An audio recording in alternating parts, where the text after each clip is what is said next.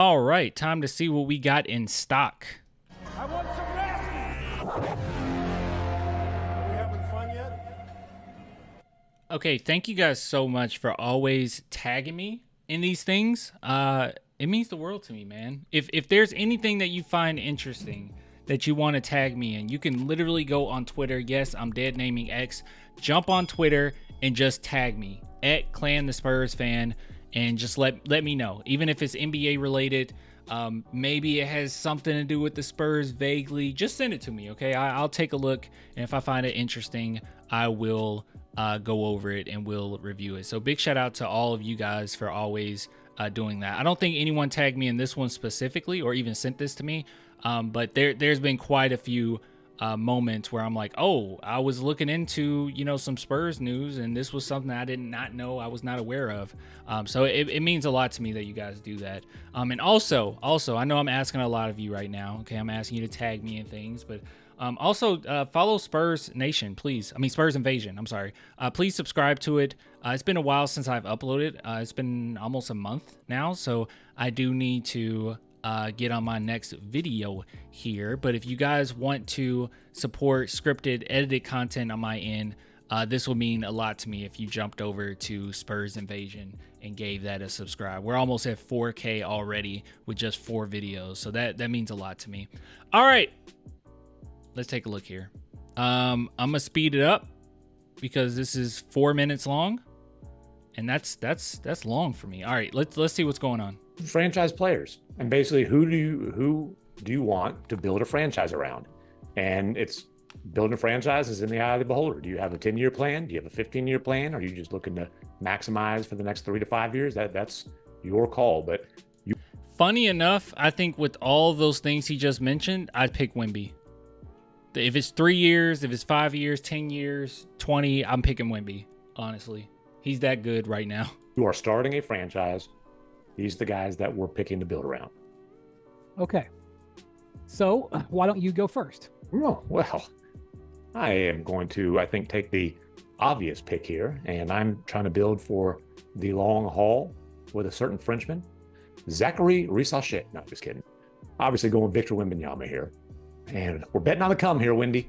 We're betting on the come. Well, I mean, I'm not that big a fan of Risachet. I know that I got a lot of heat for that during the draft, that I did not want him at all. I prefer Stephon Castle, even if he did fall to us. And with the 8th pick, I wanted Buzelis over Risachet. I am not a Risachet fan. Kinda. I mean, he's already started delivering. But okay. My point is, he's not the best player in the league right now, but I think he's going to be in the not too distant future, and I think he has a chance to be for a long, long time. And I think if we ask all 30 NBA general managers, my guess would be 90+% would say Victor Wembanyama for the answer to this question. And we've already had executives bringing up the fact that Wembanyama is someone that they need to go ahead and win now, because once he gets active, it's over for them. It's actually been a lot of executives bringing that up. Also, just out of curiosity here, I think I already have something like this up.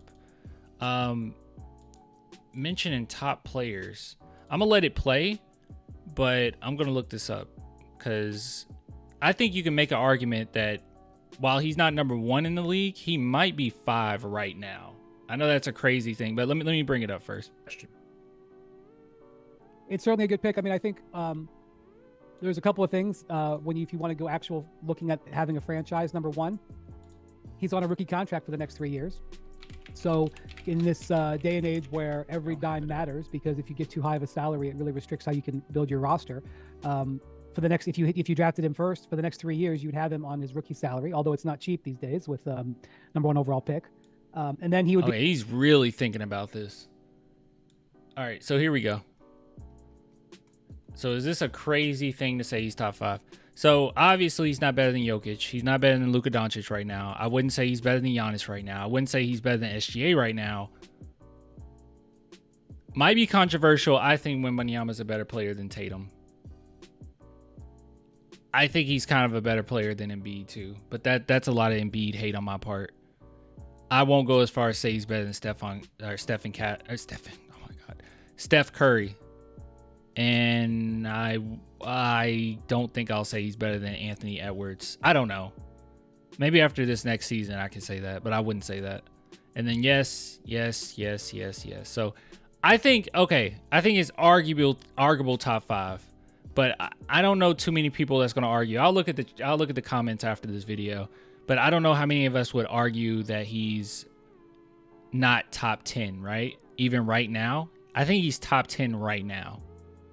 But that's because of how great his defense is. Because his defense is far superior than all of these players. Like, far superior. So maybe on the offensive end, he's not as great. But yeah, so I don't know. Maybe it's out of a respect thing that I can't put him ahead of Curry. Curry's offense is just too doggone good. I don't know. Be on the fun max, even if he hits the Rose provision escalator. Having your best player on the fun max, especially if he's your highest paid player, really puts you in a don't great position copyright to build me. a team around him. Knock it off. Any star player on a rookie contract instantaneously becomes attractive, Bontemps. And we have a player like this who has a reasonable chance, if he stays healthy, to be an all-NBA player in year 2. You're sort of on Luka Doncic, LeBron James territory. I'm not sure Durant was an all-NBA player in year 2. I don't think it was quite that quick. Yeah, but certainly he's got a great chance to be an all-star. And this is the type of player we see about once a decade if we're lucky. And so I certainly can see Bontemps why he would go with Victor at number 1. I would have gone with Victor number 1 as well. That's easy. All right, what you going to choose? Yeah, I think there's really only one other person you could really argue for, which is Luka. Which whoever picks second, I guess if you want me to pick second, I could take Luka second. But he just horned his way into the second pick there. He weaseled his way into it. I'm happy to go third. I'm just saying the only debate I think is whether you want to go with Luka, who has already proven to be a guy who can get a team to the NBA Finals, who is the guy who's been the hub of the best offense in the league. That's crazy that we're getting. This is crazy, man. We're in Luka Doncic territory. We have Wembanyama being in Luka Doncic conversations. We are so back. We are absolutely so back. And by the way, I am a Luka Doncic fan, but one thing that I think separates those two, which obviously is a lot of things, but one thing in particular that I think separates the two that makes me want Wembanyama over him is while both of them are competitive, the way they go about it and the way that they communicate, amongst their coaches and to their teammates is substantially different. I think Wembanyama is oftentimes a little bit more mature the way that he goes about it versus Luka.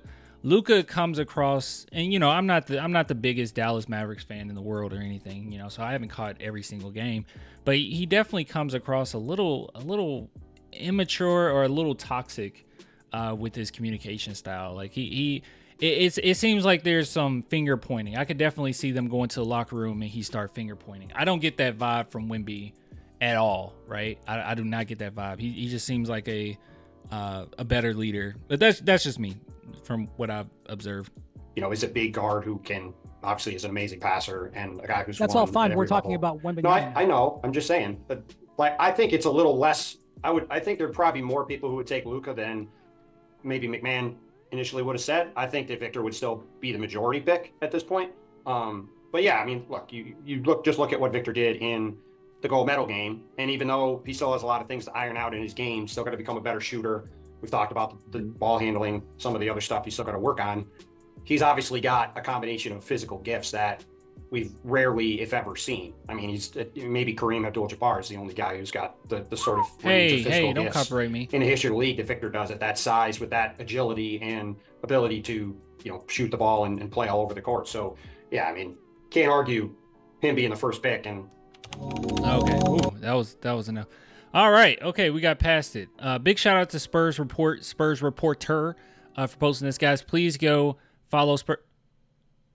Why am I not How am I not following Spurs? Did it unfollow?